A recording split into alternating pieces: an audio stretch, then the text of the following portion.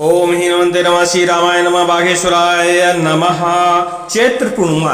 चैत्र पूर्णिमा एक ऐसी पूर्णिमा होती है, इस दिन विशेष प्रकार के संयोग बनते हैं। वैसे ये हनुमान जी महाराज का जन्म दिवस या हनुमान जयंती भी के रूप में मनाया जाता है, लेकिन इस दिन किए गए कुछ उपाय आपके कभी विफल नहीं होते। जैसे कर्ज मुक्ति का उपाय, धन लक्ष्मी को अपने घर में बुलाने का उपाय, इसके अलावा घर की दारिद्रता मिटाने का उपाय, ऐसे बहुत सारे उपाय हैं जो इस दिन किए जाते हैं और वह उपाय कभी विफल नहीं होते, क्योंकि उसका कारण है कि इस दिन कुछ ऐसे संयोग बन जाते हैं कि आप छोटे से छोटा उपाय भी कर लें और सही तरीके से यदि कर लेते हैं तो आपका उपाय जो है एकदम संपन्न हो जाता है और उसका फल कुछ ही घंटों में दिखाई देना शुरू हो जाता है। तो आपको यह पूर्णिमा छोड़नी नहीं चाहिए किसी भी तरह। आप यदि वाकई परेशान हैं, इधर उधर बहुत सारा सिर मार लिए हैं, आपके ऊपर कर्ज बहुत है, धीरे धीरे कर्ज बढ़ता ही जा रहा है, किसी तरह चुक नहीं रहा है, रोजी रोजगार नहीं है, व्यापार नहीं चल रहा, इसके अलावा घर में दारिद्रता व्याप्त है, घर में और भी कोई समस्याएं हैं, तो ऐसे में आपको यह उपाय करना बहुत आवश्यक है। क्योंकि हम आपको बता दें कि आप बहुत सारे उपाय तो कर ही चुके होंगे। अब जब आपको फायदा नहीं हुआ है, बहुत सारा धन भी आप खर्च कर चुके होंगे, तो आपको यह छोटा सा उपाय और करने में आपका ना तो धन लगेगा और ना ही आपका समय लगेगा। इतना और करके देख लीजिए, ईश्वर की कृपा अवश्य होगी और आपका उपाय सफल हो गया, आपको धन की प्राप्ति अवश्य हो जाएगी। क्योंकि जब आदमी सब तरफ से हार जाता है तो सोचता है कि अब क्या किया जाए। तो यही समझ लीजिए कि आप चारों तरफ से हार गए हैं, आपको उपाय नहीं मिल रहा है, तो आपको एक बार और इसको करके देखने में कोई हर्जा नहीं, क्योंकि इसको करने से कुछ ही घंटों में या कुछ दिनों में आपको फल मिलना शुरू हो जाता है। बहुत आसान उपाय है, सब कोई कर सकता है, चाहे महिला हो चाहे पुरुष, कोई भी इस उपाय को कर सकता है और लक्ष्मी जी का आगमन अपने घर में एकदम सुनिश्चित कर सकता है। क्योंकि जब तक लक्ष्मी नहीं आएंगी तो कर्ज कहाँ से चुकेगा। और इसका कारण भी होता है, हमारे घर में कई ऐसी नकारात्मक शक्तियां विराजमान होती हैं जिसके कारण लक्ष्मी जी अपने पैर हमेशा पीछे हटा लेती हैं। ऐसा नहीं है, दारिद्र के घर में भी लक्ष्मी जाने की कोशिश करती हैं और एक धनी व्यक्ति के घर में भी लक्ष्मी माता जाने की कोशिश करती हैं। लेकिन कई बार क्या है, नकारात्मक शक्तियां इतना विकर्षण पैदा कर देती हैं कि माता लक्ष्मी उस घर में प्रवेश नहीं कर पाती, जिसके कारण कर्ज बढ़ जाता है और कर्ज जब बढ़ने लगता है तो आदमी के पास जब कर्ज बढ़ता है तो धन की कमी आ ही जाती है। तो आपको यह जरूर करना चाहिए। इसके अलावा यदि आप हनुमान जयंती के दिन, चैत्र पूर्णिमा के दिन कुछ उपाय करते हैं तो हम आपको बता दें, आपके घर की जो दारिद्रता है वो तो हट ही जाएगी, साथ में नकारात्मक शक्तियां भी आपके घर से हट जाएंगी और भूत प्रेत बाधा जैसी संबंधी चीजें भी आपके घर से हमेशा के लिए हट जाएंगी। छोटा सा उपाय करना है, हम बताएं कि सब कोई कर सकता है, कोई दिक्कत वाली बात नहीं है।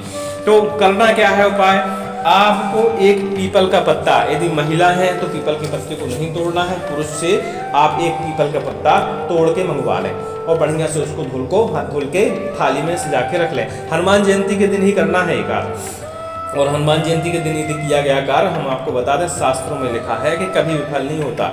तो हमने बताया महिला पुरुष कोई भी इसको कर सकता है। तो जब पीपल का पत्ता तोड़ने वाली बात आती है तो पुरुष से तोड़वा लें, वहाँ जिसे महिला को प्रयोग करना है तब की बात कर रहे हैं, और तोड़वाने के बाद उसे बढ़िया थाल में सजाएं स्नान ध्यान करके। और बढ़िया आप चाहें तो इस उपाय को सुबह कर सकते हैं, चाहें तो इस उपाय को शाम को भी कर सकते हैं। तो हम सुबह की तरह बता देते हैं, क्योंकि हम लोग सुबह ही उपाय करने की कोशिश करते हैं। तो सुबह स्नान ध्यान करने के बाद, पीपल का पत्ता घर में मंगाने के बाद, इसके बाद आपको थोड़ी सी जो केसर होती है, केसर और चंदन आपस में पत्थर के ऊपर रगड़ना है, तो थोड़ा सा चंदन अलग से वो बन के रेडी हो जाएगा, मतलब स्याही टाइप की बन जाएगी। उस चंदन से पीपल के पत्ते पे एक छोटा सा मंत्र लिखना है आपको, और मंत्र बड़ा आसान है, जैसे हम आपको बता देते हैं। ओम थीम थीम छीम हीम थ्रीम प्रीम हीम। एक बार और सुनेंगे, ओम खीम थीम श्रीम हीम थ्रीम प्रीम हीम। इस तरह का मंत्र है। इस मंत्र को पीपल के पत्तों पे लिख लेना है और पीपल के पत्ते को बढ़िया से धूप दीप दिखाना है, उसकी आरती करनी है, पूजा करनी है, उसको प्रसाद भी लगाना है और इसके बाद इसे बजरंगबली महाराज के मंदिर में भेज देना है चढ़वाने के लिए।